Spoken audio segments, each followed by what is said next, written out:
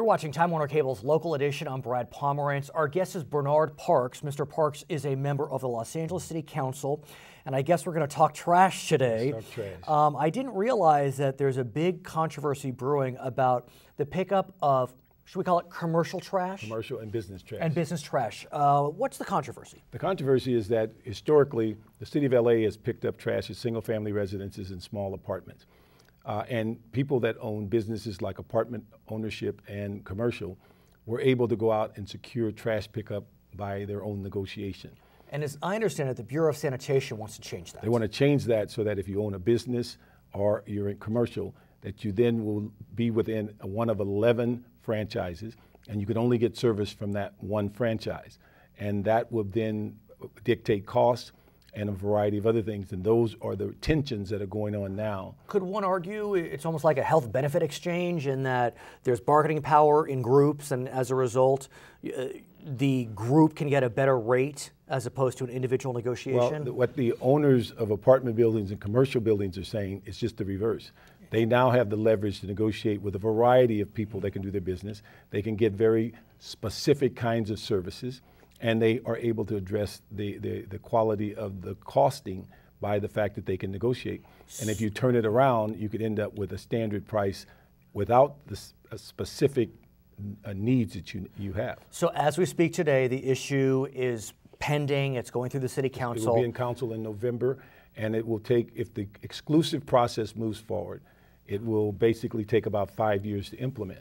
But there are a number of people that, apartment dwellers, who are concerned that that cost will just be pushed down to them by the apartment owner.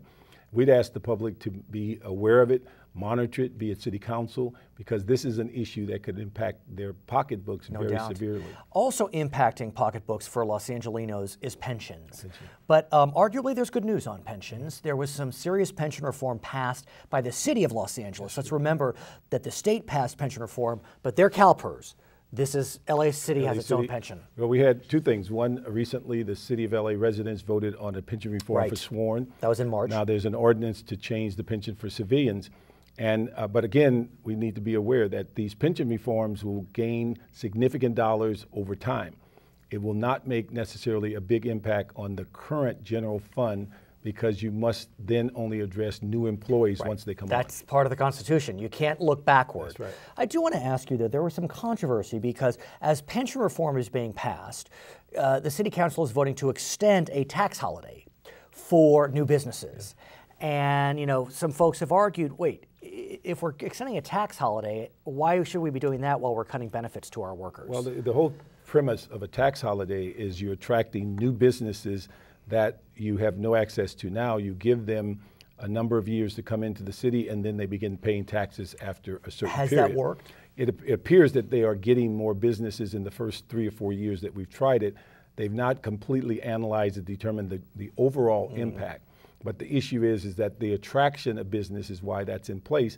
If no one takes advantage of it, there's no lost revenue. Are you satisfied with the pension reform passed? Well, I'm satisfied in some degree about it, but I think we still have to do more on dealing with the immediate problem of the budget. They tell us yesterday, $260-some million deficit. The only way you can get immediate return in addition to pension reform is either freeze salaries or reduce workforce. Ooh.